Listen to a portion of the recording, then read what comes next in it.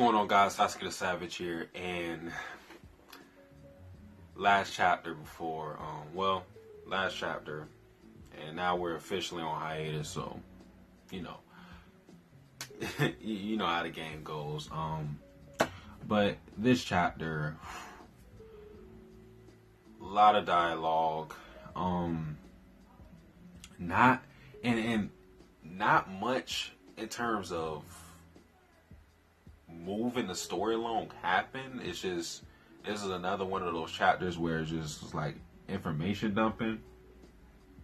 I honestly didn't like that much. I thought it was still an okay chapter, but I don't know. You saw how One Piece, how they ended their chapter, and then Oda went on break. That's how you go into a break.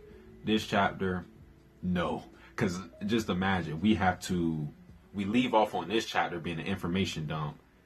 Then we have a hiatus for God knows how long. And then we had to remember all this information again. But, alright. Let's start this review off with Mizai Storm. Mizai Storm is talking to military personnel, I believe. And they're discussing about the murders and everything. And basically he deduces to them that there could be three possible motives for these murders. Either one, they're just doing it for the LOLs. They're just like, just trying to kill people. Two, it could be a ritual, since he got eyewitness testimony that the person who killed them was saying numbers. So ritual, or three, this could be a part of the Secession War. And in deducing all of this, he kind of suggests that the princes may have something to do with these murders, and the military personnel are angry that he would suggest anything like that. They're like, the princes couldn't come down here. There's no way they're the culprit. And then, I don't know. It was weird because Mizai Storm, I don't understand why he implemented the princes. Now this could have just been a ploy, which I'm pretty sure it was a ploy, just to get the military people scared, so that they would send additional men to the lower decks. I think that's what it was. But anyways, they kind of talk about the numbers, the ratio of the military guys and regular passengers, because we started this whole thing off with 200,000 passengers, and there were 2,000 military people. So it should have been a 1 to 100 ratio. One military guy, 100 regular passengers. Okay, but the ratios are kind of, it's just messed up, because 40% of the military personnel are on the first deck, 30% are on the second deck. The rest are on decks 3 and down. So obviously the upper class have more protection than the people who actually need it, because there are way more people in the 3rd, 4th, and 5th decks. So yeah, pretty messed up. But Mizai Storm, he's trying to get like 800 military guys to come down from the upper decks and come down here, because he's like, yo, we kind of need this right now. This ratio is 1 military guy to 300 people. He's like, there's no way we could sustain peace with that big of a discrepancy. So he's like, yo, give me more men. That's why I said the whole thing about implementing the princes may have been a ploy to get them more scared. And also during this whole talk, he's never mentioning Nin, because apparently these guys don't know about Nin. So he also had to beat around the bush, tiptoe. But eventually, I think these guys gave in. They never said, yeah, we'll give you the men, but I'm pretty sure that they'll send the men down and That's when Misa Stone has this conversation with Botabai, kind of confirming what I had thought about this being a ploy. Because Misa Stone says it feels like I sold my soul. So I'm assuming that he feels bad for lying to these people and deceiving them just to get more men. But Botabai says it was kind of needed because there's a lot of potential chaos that could be had in these lower decks if we don't get the necessary men. Then we go to the Spider Troop trio of Nobunaga, Phaeton, and Finks, and they're still with the Cha'ar family, and they see they're in an office where I'm assuming that Looney killed those guys, or put the bodies there. I forgot if he killed them there or put the bodies there. Either way, they're in the office, and basically, there's another door because he had Looney had escaped, and there is another door beside there, and Nobunaga wants to know what's in there, and the dude Wang, the lieutenant for the Cha'ar family, he's like, "Oh, you wanna take a look inside there?" And then Nobunaga's like, "Well, there's no way you're gonna let me go in there for free. So how about this? I killed this dude. I killed the real culprit of who killed your men, and then you let me take a peek in there." And then he agrees, and apparently the Spider Troop trio are now employed by the Cha'ar family because he was like, "Oh, now you guys are bodyguards." And they had this dude, Sadonke, and he is a fanboy for the Spider Troop. Dude is like, and it's funny because his outward appearance, he's just calm. He's just like, "All right, guys, you guys are with me. I'll tell you guys what to do." But then you see the inner monologue with him. And he's like, "Yo, it's the Spider Troop, cuz. Yo, I can't believe it. I need to chill out. I need to chill out. I need to get these guys by themselves so I can get their autograph. I don't want to look like a fanboy in front of my boys." But yeah, that was pretty funny. But that was very brief. And then we get this diagram of the locations of everybody. On the third floor, we have Cashew. We have the special medical ward, which consists of Cheeto, Leorio, and Gel. We have the political group, Mizastone, Botabai, Pion, Cluck, and Ginta. And what else do we have? Oh, and we also have Kalto and Illumi on the observation deck. So that's the third floor. On the fourth deck, we have the dude who's the lieutenant of the Zayu family. I think it's pronounced Henrai. Whatever. Creepy looking guy. And his office is actually located in the whale's teeth, which is pretty cool. But he's in the office. And then you also have Krollo, Shizuku, and Bono. They're in between the fourth and fifth floor. Then on the fifth floor, you have the rest of the Spider Troop. You have Phaeton, who's by himself at the entrance. You have Machi, who's, I guess, in her own cabin. She's by herself. And I'll talk a little bit about that. But you have Franklin, who's still in the cafeteria. And then you have the rest, the Cha'ar group, Wang, Finks, and Nobunaga, still in the office area. Now, I find it interesting because I believe it was last chapter, I said that Illumi would probably be by himself while Machi and Kalto would be together. Now it's more convincing. It's more convincing than ever that Kalto and Illumi plan to betray the Spider Troop. Because they're both from the same family, and now they're together. Kalto and Illumi are together, and now Machi is by herself. And if Hisoka were to confront anybody in the Spider Troop, most likely he'll confront Machi because he has the closest relationship with Machi, even though Machi does not like Hisoka. They have the closest relation. Well, I guess you could say Illumi now, but besides Illumi, Hisoka and Machi have the closest relationship. So if Hisoka were to attack somebody, it would probably be Machi.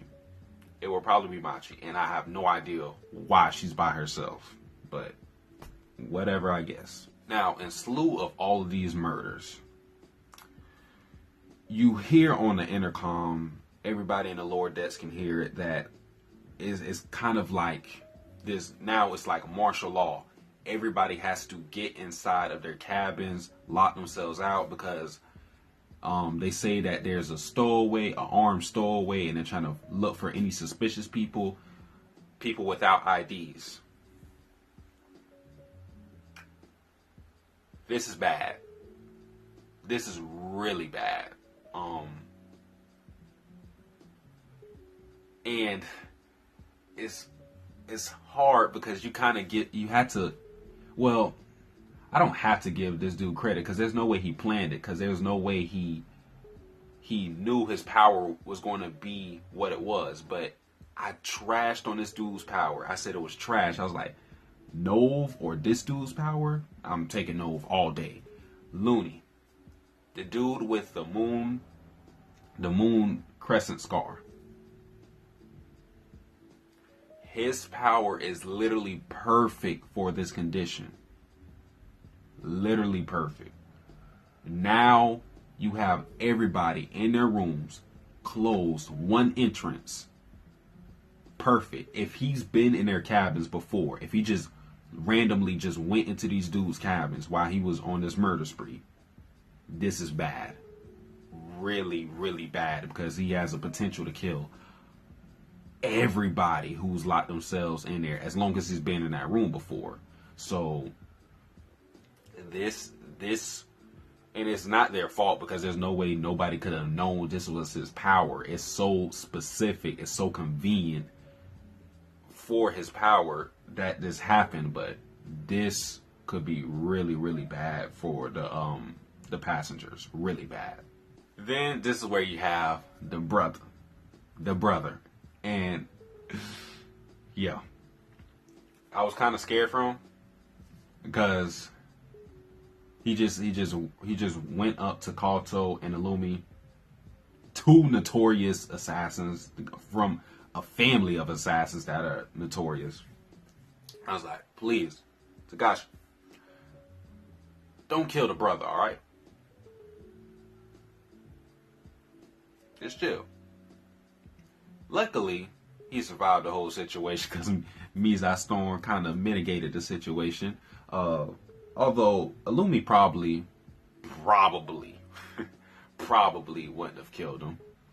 But he basically stopped. He was one of the military guys, and he stopped Illumi and Kato because, of course, they weren't in their cabins and they're looking for stowaways. So Illumi had to show his ID. And then because of this whole martial law thing, the brother, he tells Illumi, yo, you're a VIP. You should be in the upper decks. So we kind of got to get you to the upper decks because there's been a lockdown. You don't belong here on the third floor. And Illumi's like, nah, stay here. I'm cool. We good. And he's kind of like, what? And then that's when Mizai Stone comes in, and he's like, yo, chill out, bruh. These are hunters. They're cool. All right, let me kind of try to see what's up with them. And then he's like, all right. And then Illumi, he just straight up tells Mizai Stone that, yeah, the spiders are here. And because Mizai Stone asked him, he was like, why are you here? Like, what are you doing? And Illumi just straight up told him. And then Kato was like, bro, what are you doing? But this is actually one of Illumi's quirks that I forgot about. If you just ask him a question, he's very blunt. He'll just tell you. He's He's not really dishonest, which is weird. He's not really dishonest, but he is deceptive. Weird, but it's Illumi, so you kind of have to roll with it. And then Illumi was like, "Oh yeah, we'll go into our rooms. Just make sure that we have our own shower." And that kind of ends that whole situation with them. Mizai Storm, since now he knows that the Spider Troop are here, he is worried about Kurapika. He knows Kurapika has a strong hate for the spiders. He knows Illumi and Kurapika were they were in the same hunter exam, so he's worried that Illumi might and the Spider Troop might possibly be hunting for Kurapika. And now he's wondering if he should tell Kurapika that they're there or say nothing, because if he says nothing, Kurapika has a chance of being killed. If he does say something to Kurapika, Kurapika has a chance of going ham and trying to kill them. So he's conflicted on those fronts, but we all know the Spider Troop, they're not here for Kurapika, they're here for Hisoka. But Mizai Storm coming to that conclusion is reasonable, so you can't blame him for thinking that. But of course, we know that he's wrong in assessing that the Spider Troop is looking for Kurapika. So whatever decision he makes on that is going to impact a lot. Even though I don't see Kurapika abandoning Prince Wobble to kill the spiders, I really don't see him doing that. But I do see him, if his duty is fulfilled, I see him immediately going after the Spider Troop. But yeah, so whatever Mizai Storm decides, that's going to have a big impact on. It's like going to be like a domino effect of effects and actions, and yeah, it'll be crazy. Prince Fugetsu on the 3rd floor.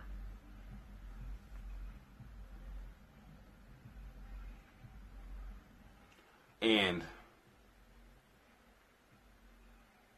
she's a prince. So there's no way she could have went from floor 1, deck 1, to the 3rd floor with just undetected, just walking. She had to have used her Nin Beast ability to go through the tunnel and found herself on the 3rd floor. So what that means, Mizai Storm has to somehow smuggle her into the 1st floor, or she's going to have to stay. That is the only way, and I don't see how Mizai Storm is going to get to the 1st floor.